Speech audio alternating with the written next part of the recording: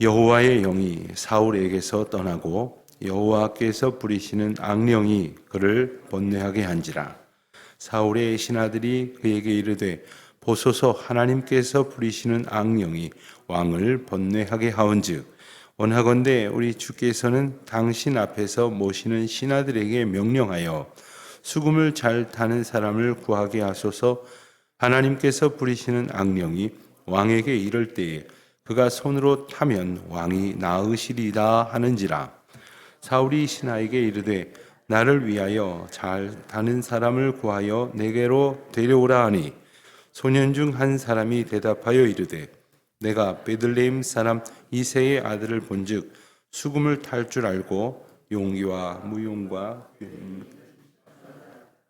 여호와께서 그와 함께 계시더이다 하더라.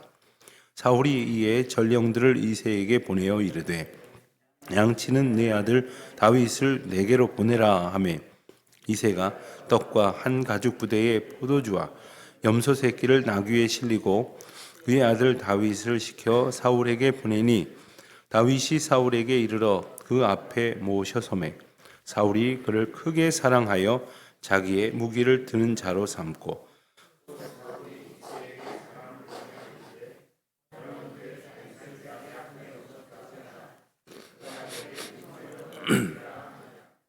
하나님께서 부리시는 악령이 사울에게 이를 때에 다윗이 수금을 들고 와서 손으로 탄즉 사울이 상쾌하여 낫고 악령이 그에게서 떠나더라. 아멘. 오늘 본문은 이제 드디어 다윗이 성경 말씀 가운데 등장하는 내용이고 또 사울과 다윗이 역사적인 첫 만남을 갖는 이야기입니다. 그런데 두 사람의 상황은, 영적 형편은 전혀 다른 중에 있었습니다.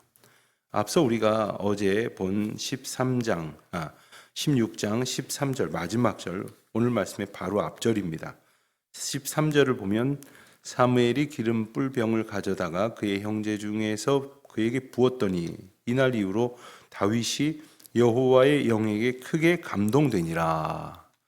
여호와의 영에게 크게 감동된 다윗의 모습을 우리가 보았습니다.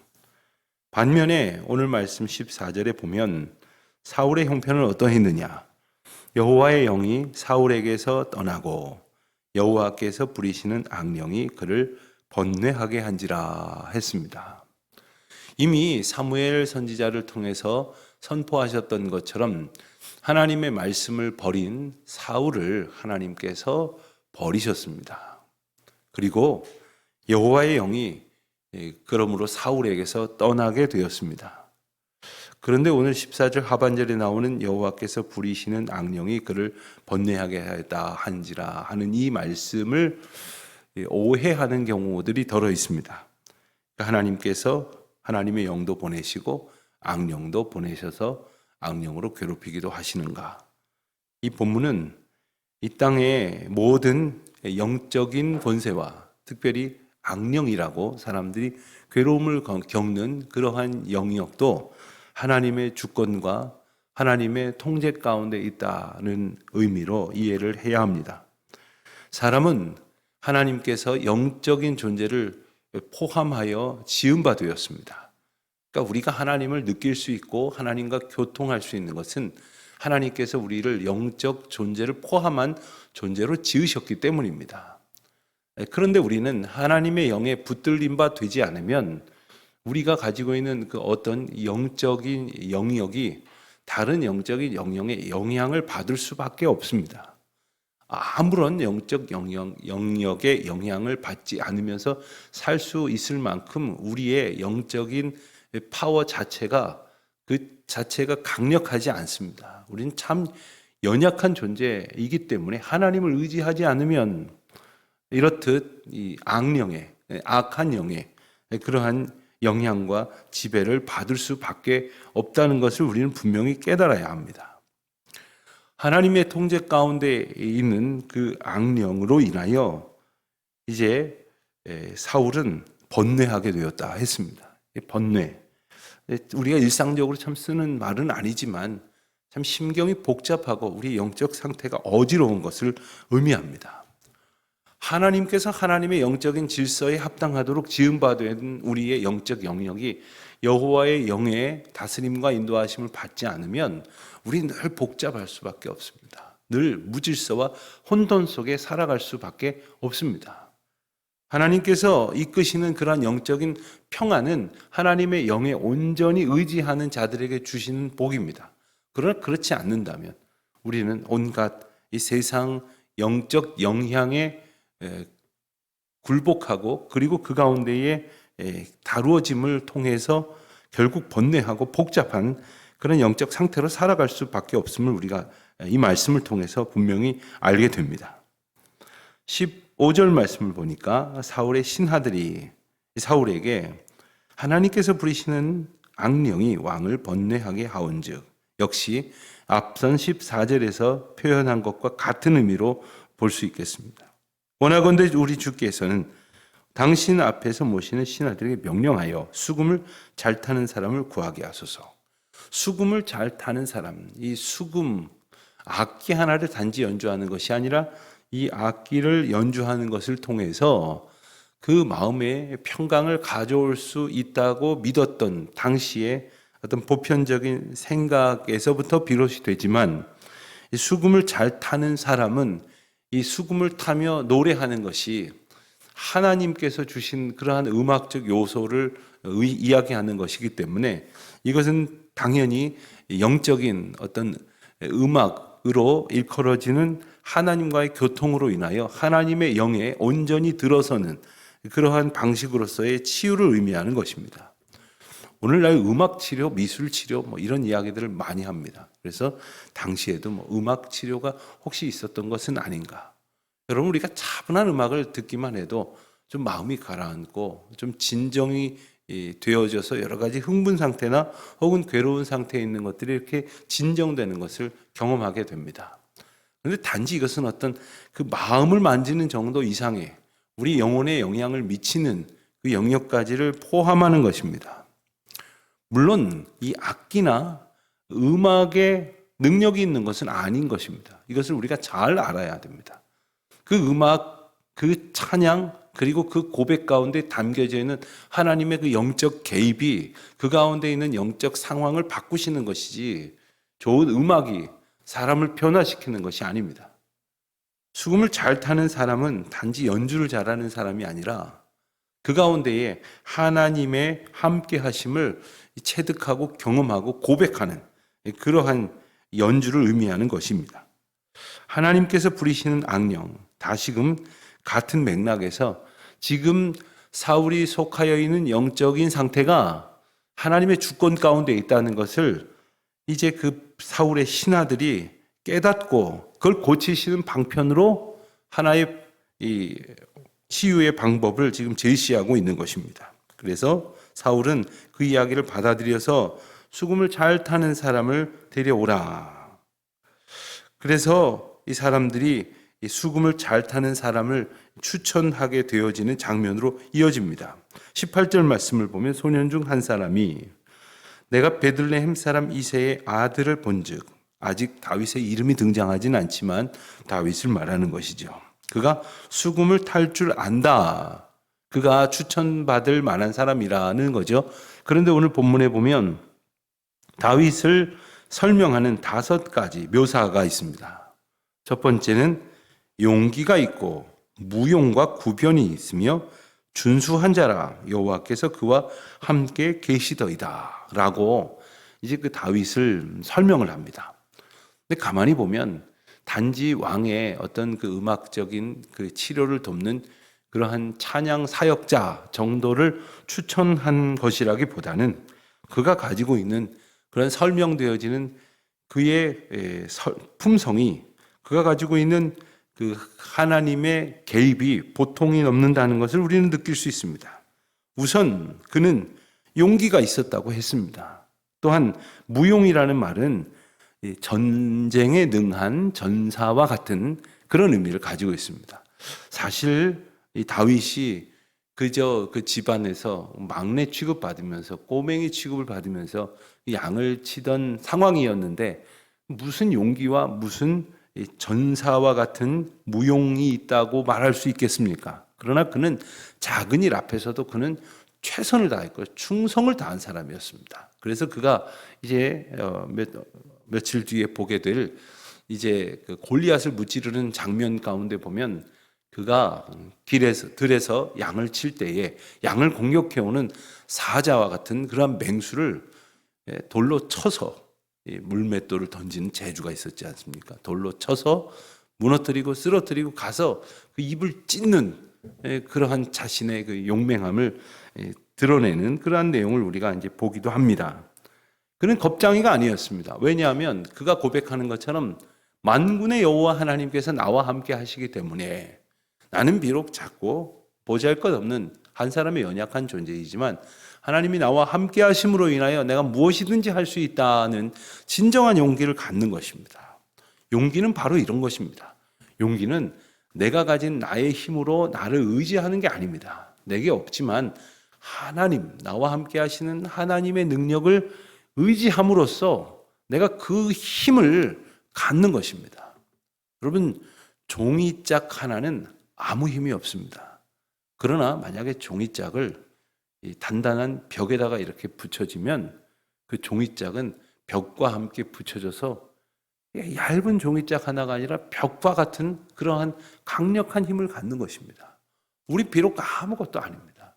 보잘것없습니다. 누가 와서 슥 긁고 지나가면 찢어져 버리는 그러한 나약한 존재에 불과합니다. 그러나 하나님이 함께 하심을 그는 깨달았기 때문에 그는 이러한 칭송을 듣는 그러한 사람이었던 것이죠.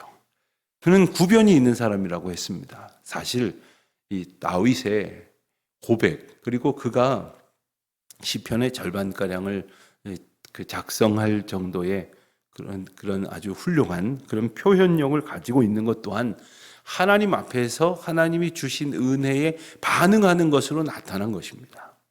어떤 사람은 자신이 경험한 슬픔에 대한 반응으로 아주 깊은 고뇌의 글을 쓰는 사람이 있습니다.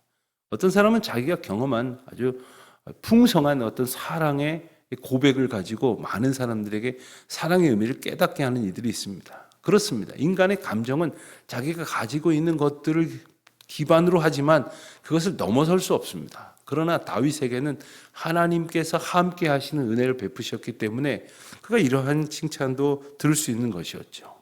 여기서 준수하다고 하는 것은 아마도 사울을 표현할 때 준수하다는 것과 한면 같은 의미를 가지고 있지만 그것만이 아니라는 것을 또한 보게 됩니다. 여호와께서 그와 함께 계시더이다. 이것은 이 모든 칭찬이 칭찬일 수 있는 그것이 하나님의 사람의 주게 주시는 은혜임을 가능하게 하시는 설명이라고 할 수 있겠죠. 그런데 그 맨 마지막에 보면 여호와께서 그와 함께 계시더이다라는 말은 여호와께서 그와 함께 계시다고들 다들 말합디다라는 그러한 의미를 가지고 있습니다. 이미 이 다윗에 대한 평판이 두루 널리 퍼져서 이제 왕실에서 왕을 돕는 소년, 여기서 말하는 소년은 그냥 별 위치가 대단하지 않은 그냥 왕궁에서 일하는 그건 한 사람의 일꾼에 불과하다는 뜻인데 그 사람에게까지 다윗의 소문이 들려졌다 하는 겁니다. 다윗의 평판이 어떤지를 알 수가 있는 겁니다. 여러분, 다윗은 그 집안 사람들에게도 큰 영향을 주지 못해서 사무엘이 이새의 집에서 아들들을 데려다가 이렇게 면접을 할 때에도 그 가운데 처음엔 포함조차 되지 않았던 사람 아닙니까?